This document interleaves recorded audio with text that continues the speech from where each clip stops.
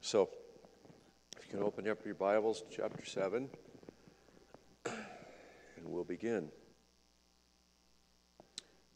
As we normally do, we start reading, and we can start with Sarah. I'm sure she's prepared and ready with her Bible wide open, my daughter.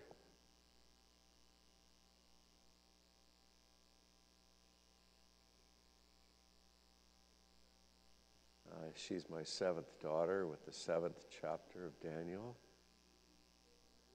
Verse 1, and we're going to be reading to verse 7.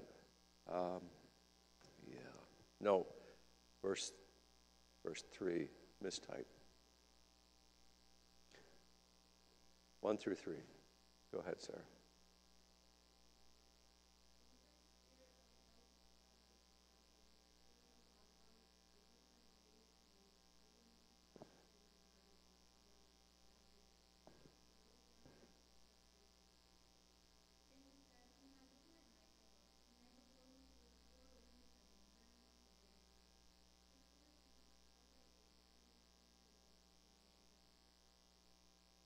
Okay, thank you. Where are we in the timeline? It's first year of? Yes, and so we just got done talking about Daniel and the lion's den, and that was Belshazzar. That was later on. So it's stepping back in time a bit. And so it's actually 14 years before the lion's den. And specifically, 553 BC, he's about, at this point, 68 years old. That's assuming that he was about 16 years when he was taken captive. So 14 years later, he'd be in his 80s when he's thrown in the lion's den. So that kind of gives you an idea, possibly 82 or so, when he was thrown in the den. But here, he's seeing dream and visions. And actually, who had the dreams and visions was Daniel. And 5 times it said he looked. So the dreams and visions seem to be something that either were progressively happening, a dream that continues to come back to you, or else parts and pieces were added to it. But he had these dreams and visions, and it was more than once that happened. Up till this point, he's talking in the third person. Now, Daniel's the writer of the book of Daniel. He's talking in third person. From here on, he's talking in the first person. So it's very personal what's happening here in these last 6 chapters. And lastly, how many beasts were there and where did they come from? Anyone? Yes?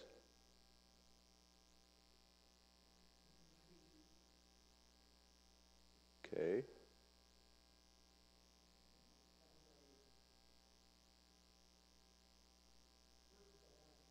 Okay.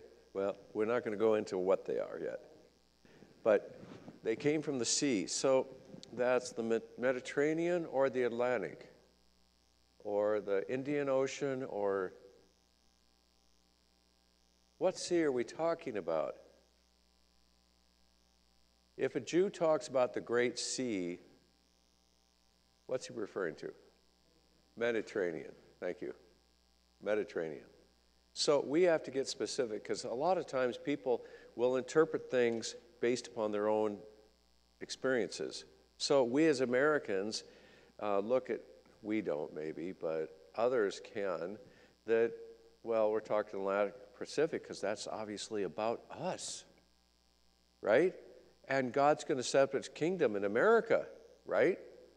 And he's going to rule somewhere, maybe New York, Chicago. That's not, they take everything and make it so metaphoric that it's not specific. Christ is going to set up his kingdom in Jerusalem, over the land of Israel, and then out from there. That's where this is set up.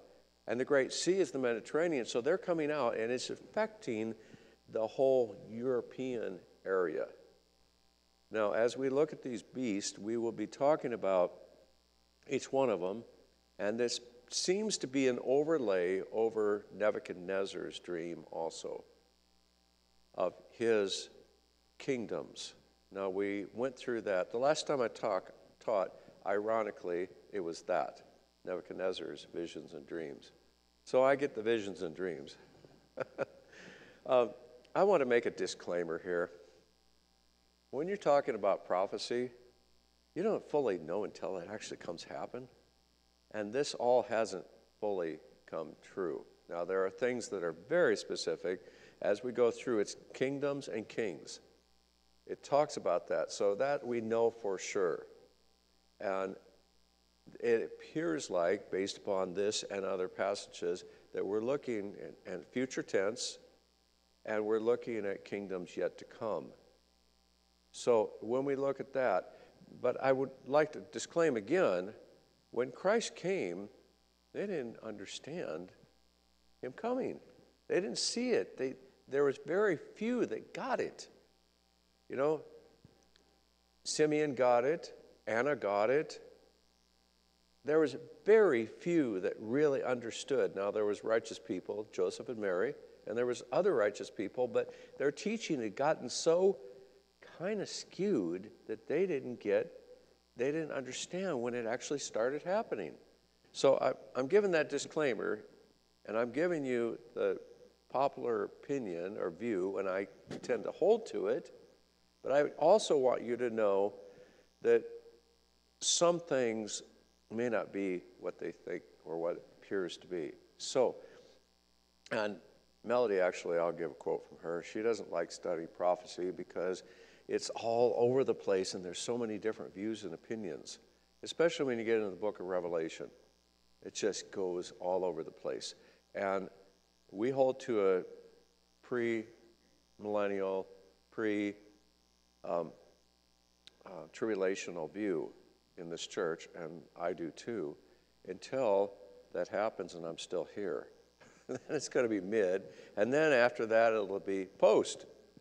And I don't think it's going to be amillennial, because that makes everything symbolic instead of literal. We'll talk about this at the end of our study here too, the whole amillennial view, which we did also when we talked about Daniel. So, moving on, the chapter 7, verse 4, where would we leave off?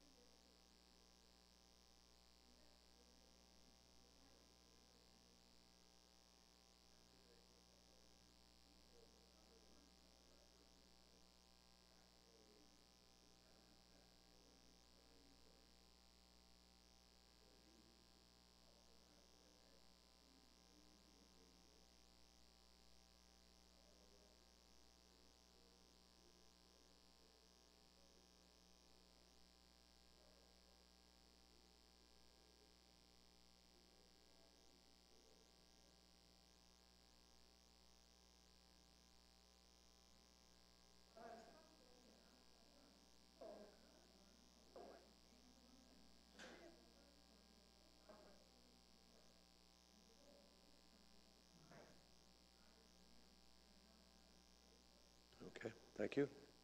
All right, so we're talking about 4 beasts. And I'm going to flip this board over. This board you probably all remember with the dream of Nebuchadnezzar. This is when I taught it before. It's still sitting back there, so we use it. Melody? My Vanna White. Vanna. So beautiful, too. Okay, so what we're looking at, the first one is lion. Good. Characteristics of that lion. What's a lion? What do we know about a lion? A lion would be like the head of gold. It appears to be Babylon.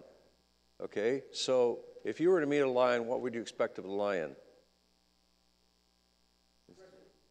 Okay, good. Aggressive, powerful, strong. Well, that lion also has something else too. Wings. Okay, what does that wings, what would that give that lion if it actually had wings? Flight, and that'd be swiftness. Okay, Babylon had all that. And in fact, who had Jeremiah 4, 7 through 13? Okay?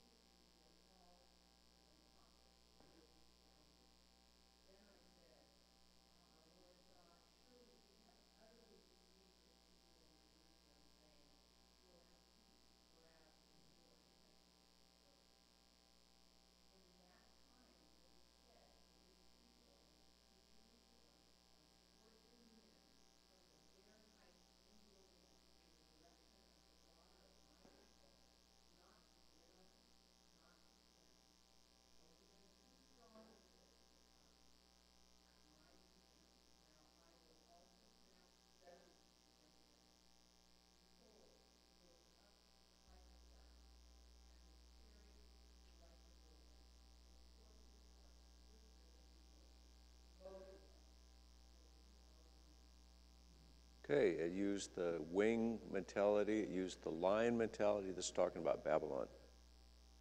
Okay, and by the way, this is the beginning of the Gentiles when Babylon takes over. And all of these nations are nations that were harboring God's people, Israel. So that's what we're looking at here. And as we overlay that concept, it's what's happening to the nation of Israel in all of this. So thank you. The second, and let's look at this. Wings were plucked. What happened to Nebuchadnezzar? He became, possibly for 7 years, an animal, and he came to the ground, made to stand on 2 feet, so he would actually acknowledge God. Stand on his feet like a man. A human mind was also given to it. A human mind was given back to it. That was Nebuchadnezzar that happened to. Okay, so that kind of fits this prophecy of Nebuchadnezzar. So that already has happened, though, in this prophecy. The second one is what? Tim? What's the second animal? A bear. What characteristics do we have of a bear? Yes. Vicious.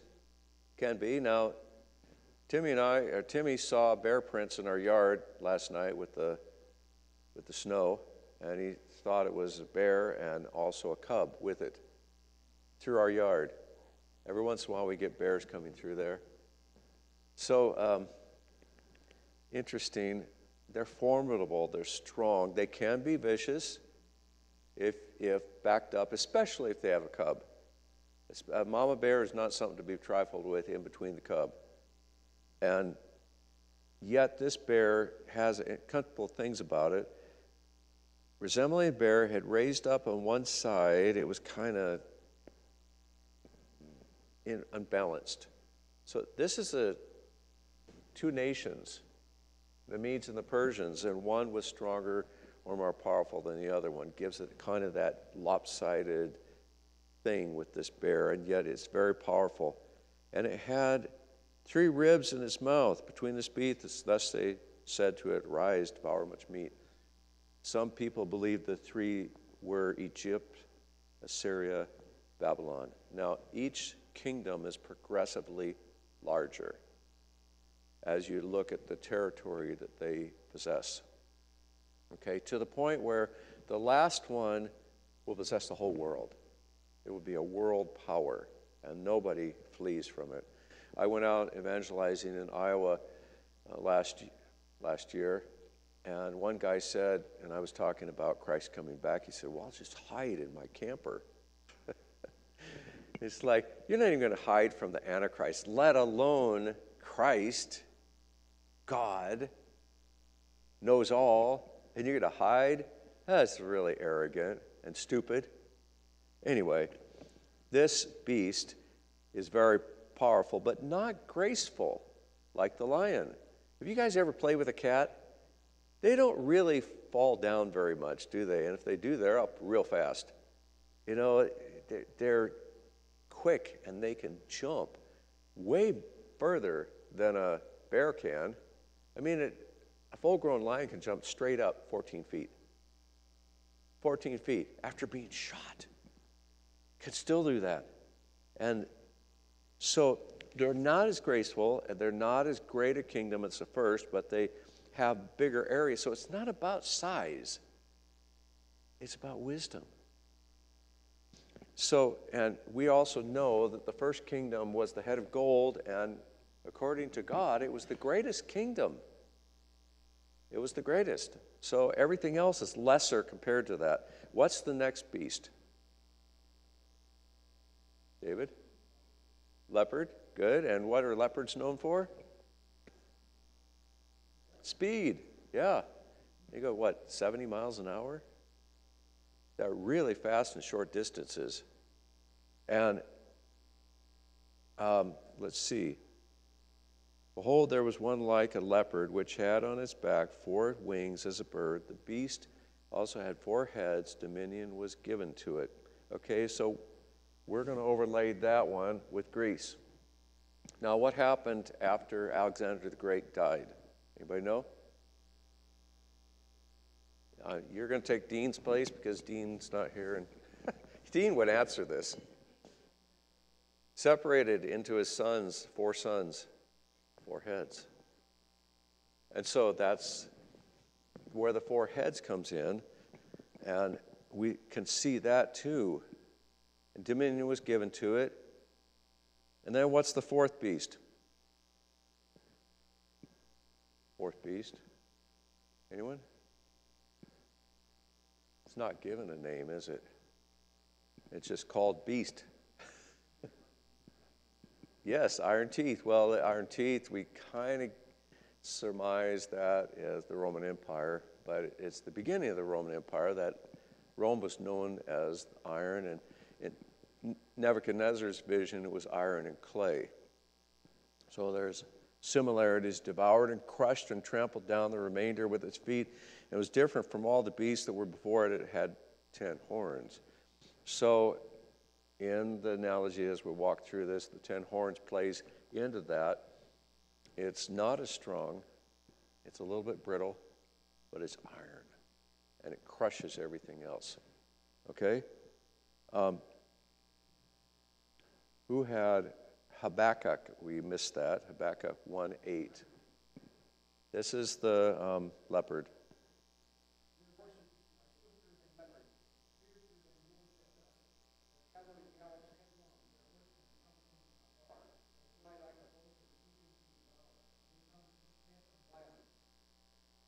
Okay, and that's broadening it out, is talking about Greece as they come to take over. Okay, and then the beast who had Revelation 13:2. David?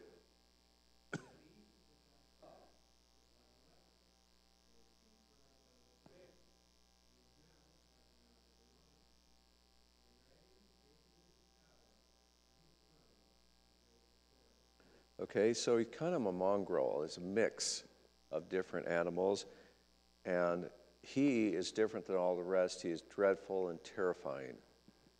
So as the end time comes on, it gets worse. The kingdoms become larger and it gets worse.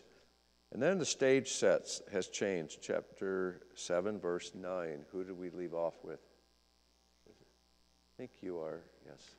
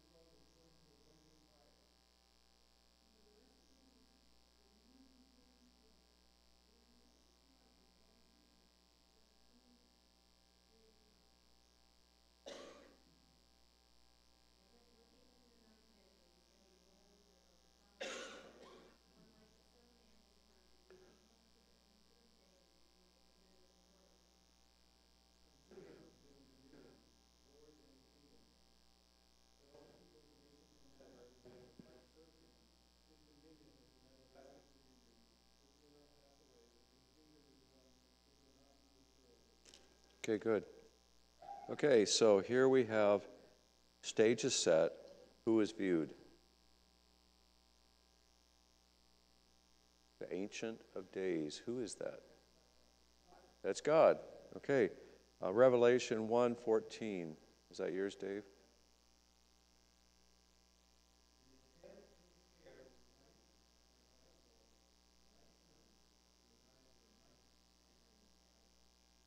Okay, good. Okay, so he's decrepit, right? White snow, old.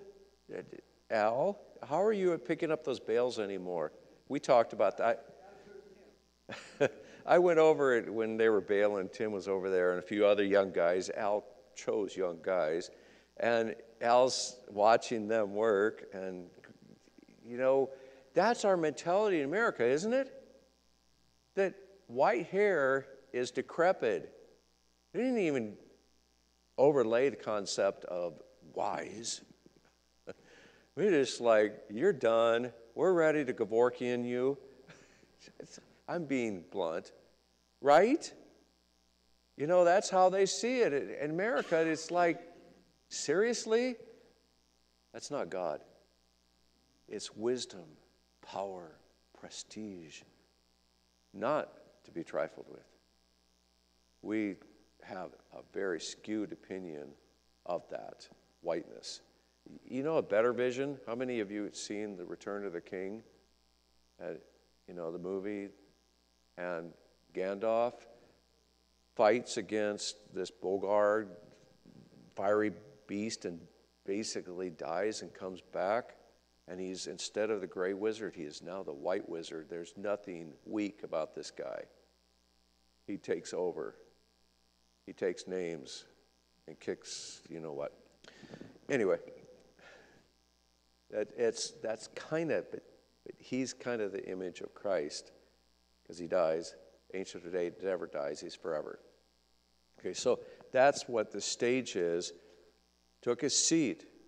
His vesture was like white snow, and his hair and his head was pure wool. His throne was ablaze with flames, and wheels were burning fire. It sounds a lot like Isaiah, doesn't it? His vision.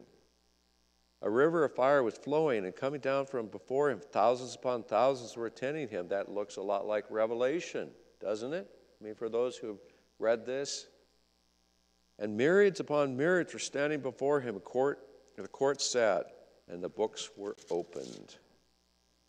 Okay, Revelation talks about books being opened. In fact, it talks about books being opened, and then John in Revelation is crying because nobody is worthy of opening the books. Remember? And who came to open the books?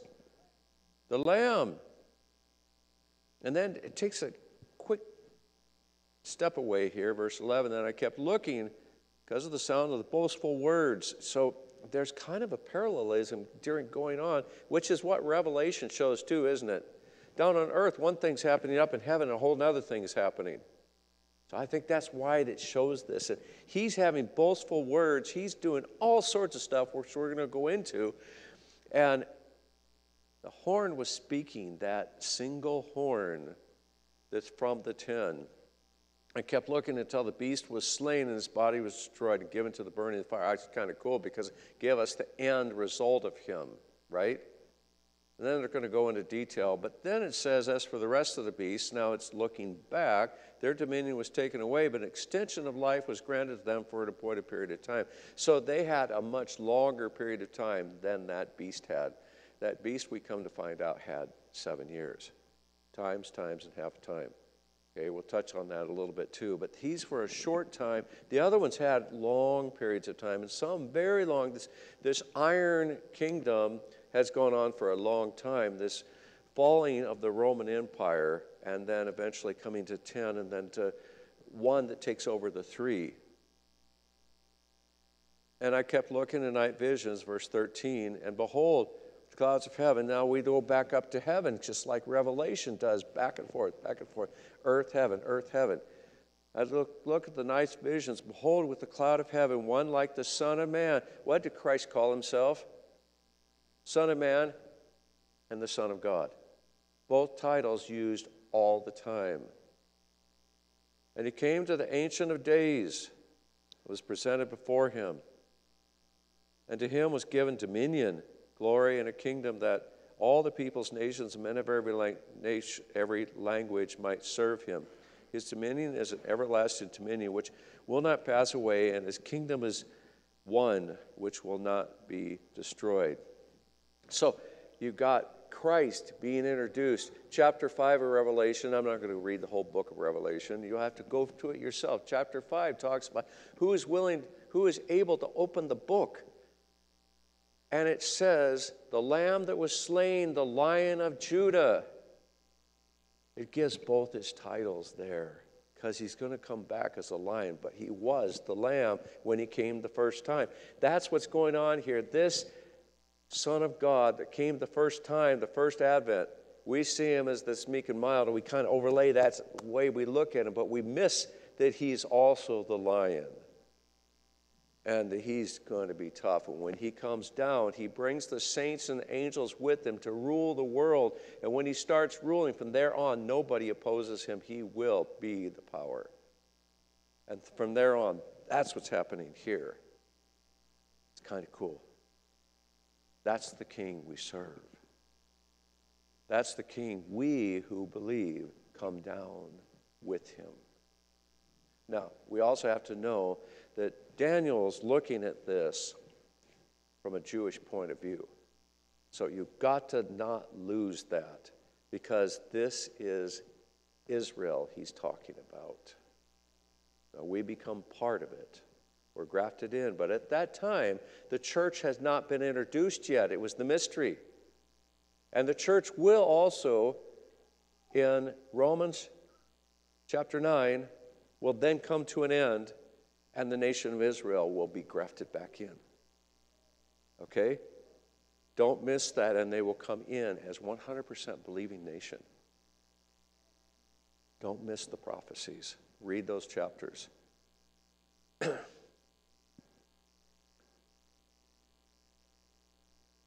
Okay? Verse 15 through 16. Where did we leave off?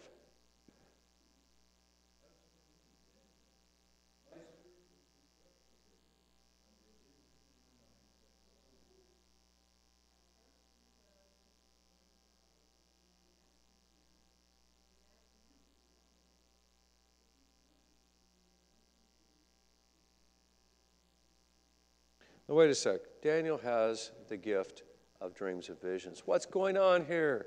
Why can't he interpret his own dreams and visions? Anyone? Yeah, it was told to him, the interpretations, though. And who told him also?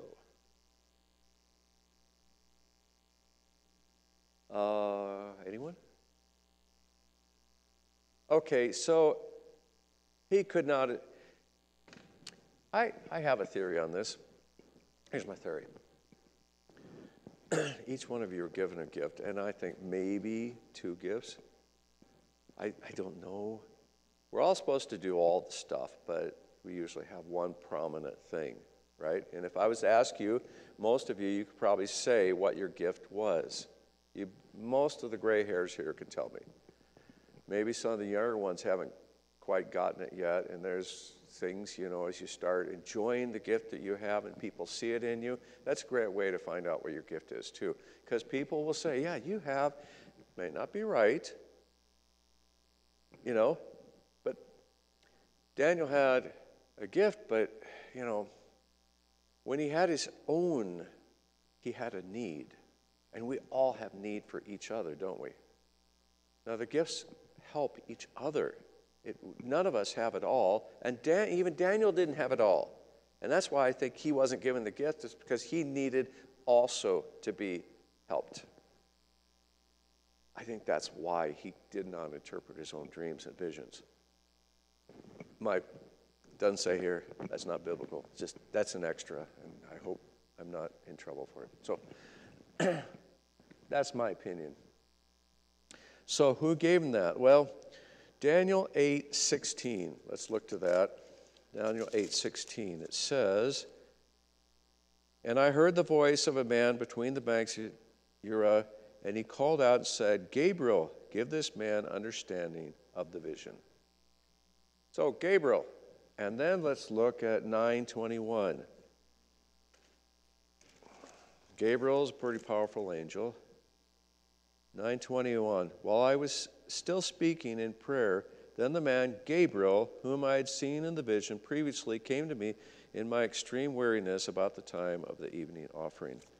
So Gabriel is this one, appears to be standing alongside, that he asks for the interpretation, and Gabriel tells him what it is. Okay?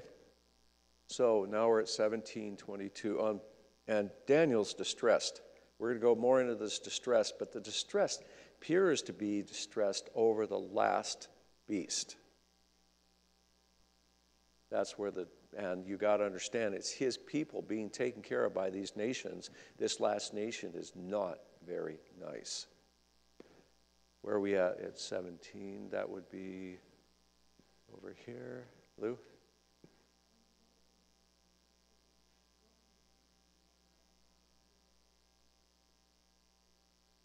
Okay, and then we jump to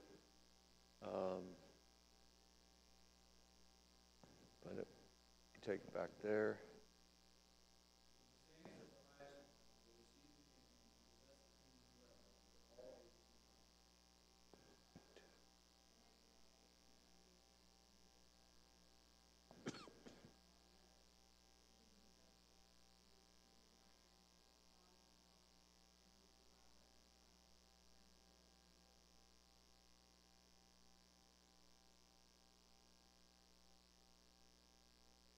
Okay, let's see.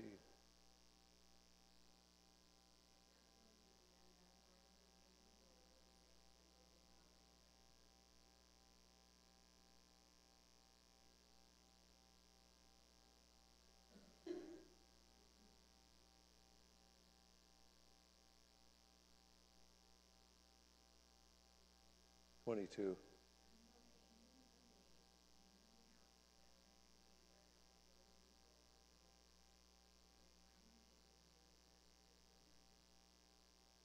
Okay, now we find out the 4 kingdoms and basically 4 kings and 4 kingdoms. That's what these are. Appears like they are part of this. And then, verse 18, "But the saints of the Most High will receive the kingdom and possess the kingdom forever, for all ages to come." Okay?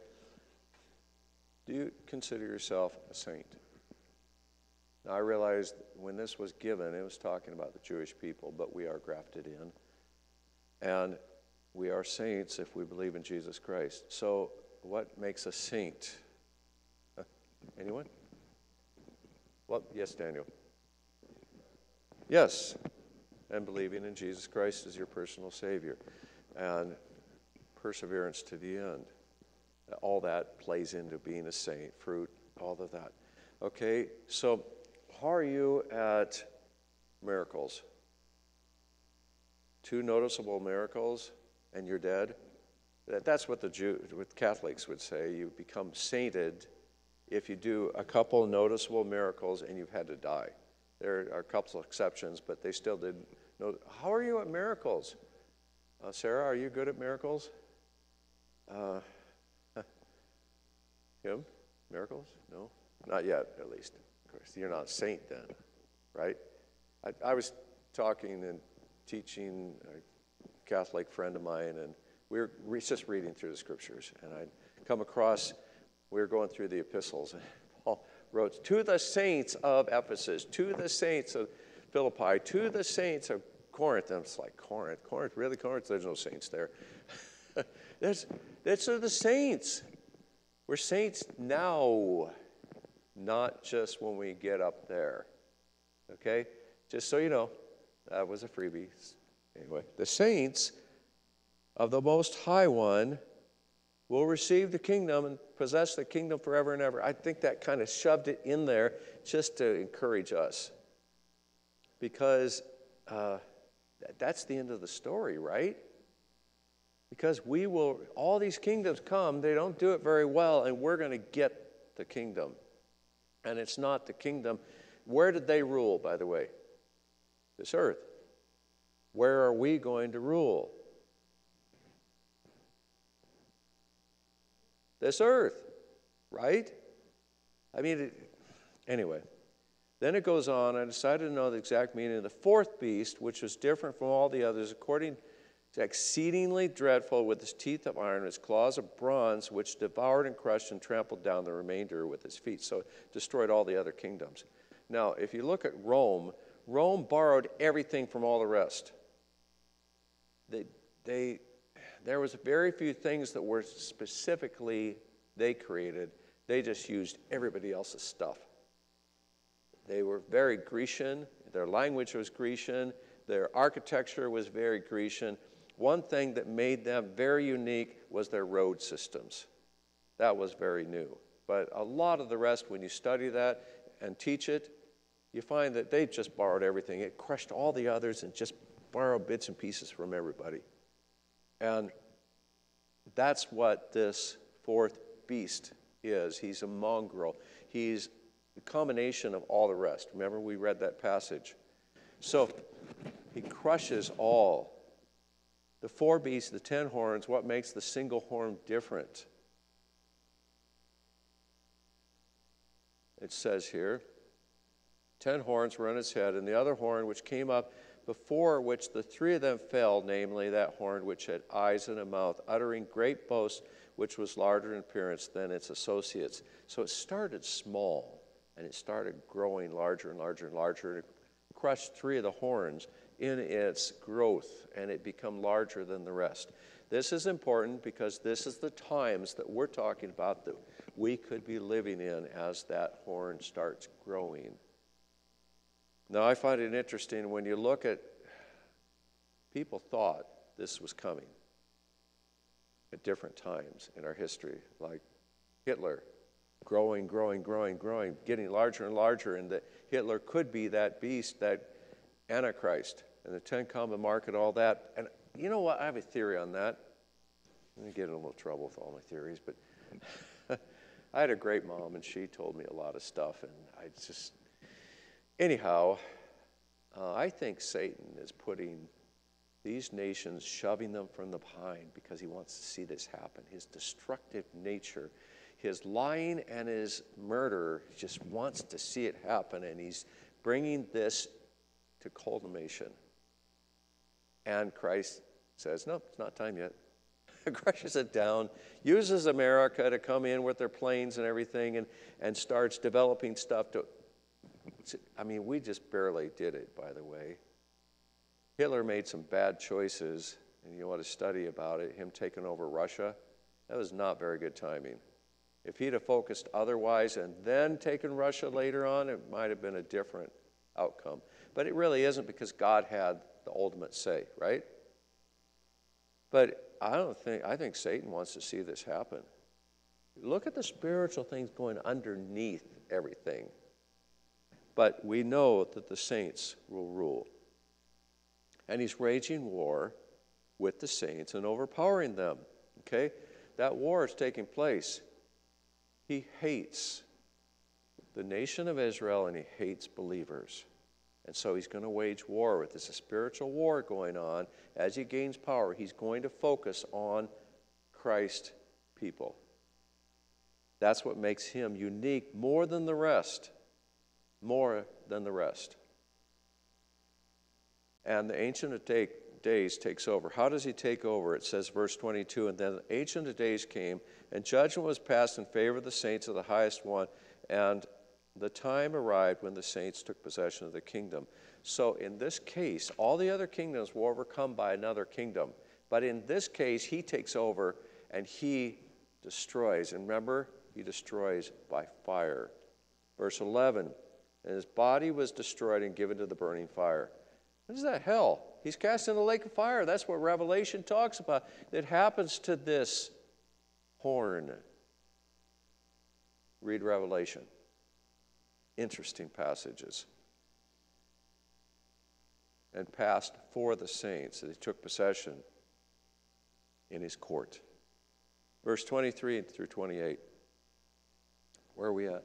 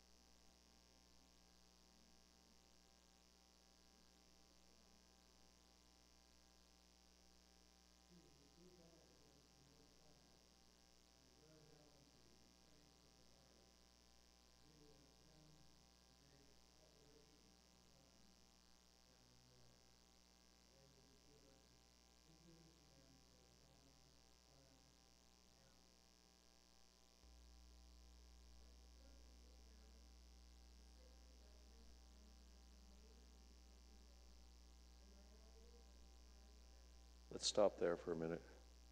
Okay, 10 kings devour the whole earth. This last kingdom is worldwide. It's not just a small, Babylon was smaller. Then the next one was Greece, or the Medes and Persians were larger. Greece was larger. Rome actually did not take the whole earth, but this 10 common market does. It takes the whole earth. It assumes everything. There is no hiding here. There's one king and subdues 3 others. He's judged by God. What happens to the saints? They rule the earth. Why is Daniel upset? And who are the saints? Well, we talked a bit about that. We are, but definitely the nation of Israel, when this was given, this was talking about Jewish people. You've got to look in the context, what it's talking about. This was first and foremost talking about Jewish people, and they're being harbored by these nations. And this last nation doesn't do a good job of taking care of God's people. Okay? And that upsets him, obviously. Now, let's look at the small horn for one thing. He came after the 10 kings. He uprooted 3. He has intelligence as the eyes of a man. He's arrogant and boastful. He persecutes the saints of God. He overcomes the nation of Israel. Let's read Revelation 12, 13 through 17. Who had that? Melody?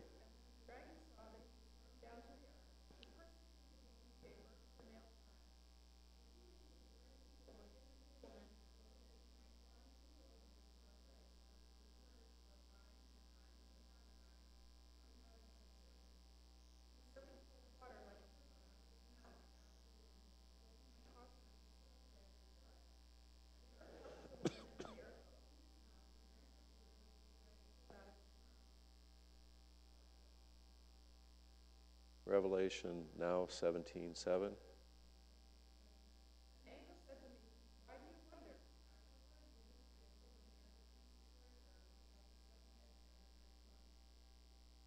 Okay.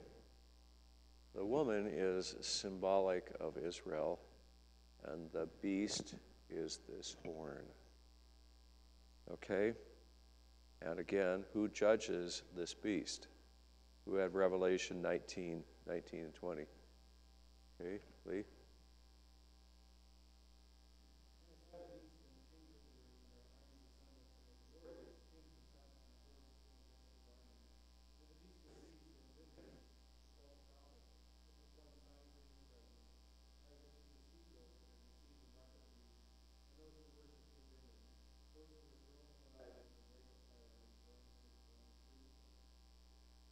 Okay, and what happens to him? Lee? Okay, he's burnt. Verse 11. I kept looking until the beast was slain and his body was destroyed and given to the burning fire, the lake of fire. Okay? And those who followed him. And that's when Christ comes back and he sets up his kingdom. And his kingdom is a forever kingdom. He's 1,000 years. He allows the Satan to tempt the world for a season, and then he comes back and destroys Satan. Satan's cast in the lake of fire, and the judgment is set up, white throne judgment. All who have died have been raised from the dead, and he judges those who are not written in the book of life. Okay? Book is talked about, opening the book too. So all these symbolisms here are found in Revelation and found here as we walk through this. Now, as you read these passages, you'll pick up these pieces and say, wow, that's the same thing I saw over here. You become your own cross-reference as you start studying more and more and more and more and more and more and more, as you see these things kind of all fit together. It's kind of cool. So, the little horn also opposes God's authority. We see that in Revelation a bunch. He oppresses the saints, and he makes new laws, leaving old ones. And Daniel 12:7, we'll come to, I'll turn to that. 12:7, it says, and I heard the man dressed in linen who was above the waters of the river as he raised his right hand, his left toward heaven, and swore by him who lives forever that it would be a time, times, and half a time. And as soon as they'd finished scattering the power of the holy people, all these events will be completed. Okay, this time, times, half a time has been interpreted as 7 years. Now, there's reasons for that, but it is found in numerous places. It's also found in Revelation 12:4. So at least 3 times it's found in the scriptures. So are we seeing laws being changed from the old laws today? Anyone? Things that just don't make any sense at all. How about going into the bathrooms nowadays? It's kind of ludicrous, right? How about what's being taught in the schools today? From kindergarten on, that you can be whatever you choose to be. Now, a man, a woman, forget what you were. Even the doctors ask you what your birth sex was, because it's important to know that. We talked a little bit about that the last time we were here, but it's like those are changing the laws. And there's a whole bunch of other things happening. I was with Sarah, and there was cops all around me. It's like I hadn't robbed a bank. She is part of Explorers, and Explorers are a group that is being trained by the police to know how to do police work. You know, it's pre-police, and so she's actually a sergeant. Kind of cool. I'm proud of my daughter. Good job, babe. But I was at a table with, like, how many were there? 5 policemen. It's like, I'm overwhelmed, you know. They all have guns and all their equipment on and their uniforms. It's kind of cool in a way, but it's a little bit intimidating too, right? I mean, they got their big guns and I have nothing. And I was the oldest one there too. It's getting so that it's happening all the time. But they're having troubles with things going on. They even referred, the keynote speaker was referring to the Green River Killer. You know, they tried to let that guy go during COVID. They opened up the prisons. Like, seriously? Seriously? Laws are being changed. What was normal is not. It's flipping it upside down. We're seeing times that are that way, and I don't think it's at the end of that either. I think we're just seeing the beginning of that, where this is ushering in this little horn, okay? I think it's coming. Now, the amillennial view makes it all that he already came.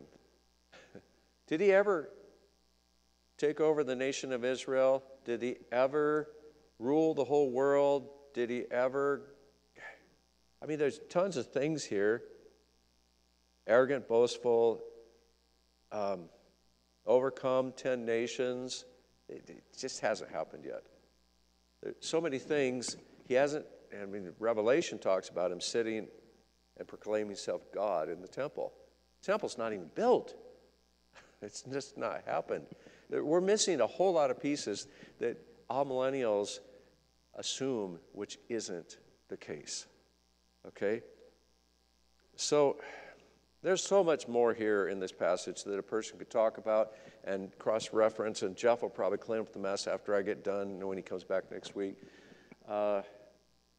What do we get out of it here? Why do we study this? Why is this important?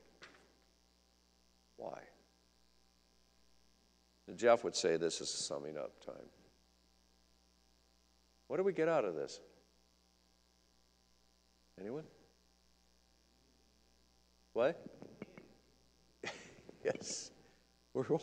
Choose the right side, guys. Yeah. Saints of the ancient Holy One, that we follow the Son of Man. It's paramount. Yeah.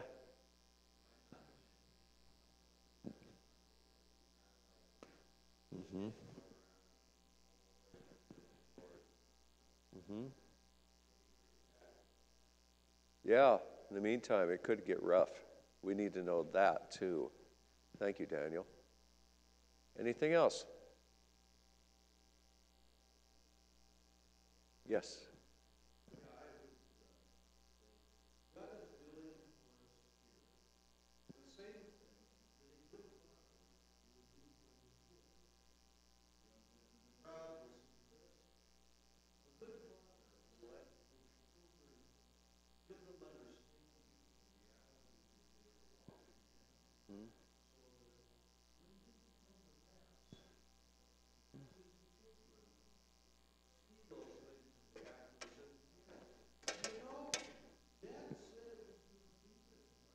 Mm-hmm.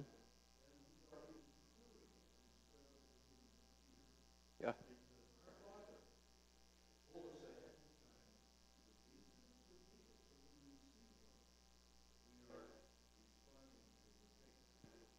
Very true.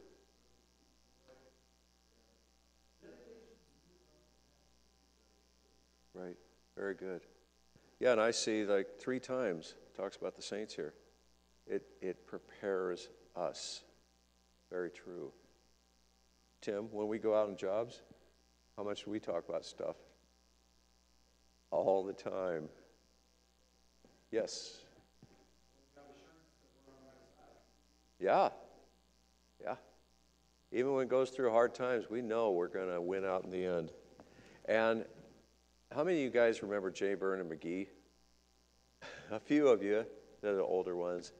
You know, he'd get out his letters and read the letters that people sent to him. And he went through the whole Bible and then started over and kept going through the whole Bible. He was just like a broken record, a good broken record. It was really good. And I enjoyed him, but he said, they may live in the land, but we hold the deed. We do. We get to have possession of the land at the end.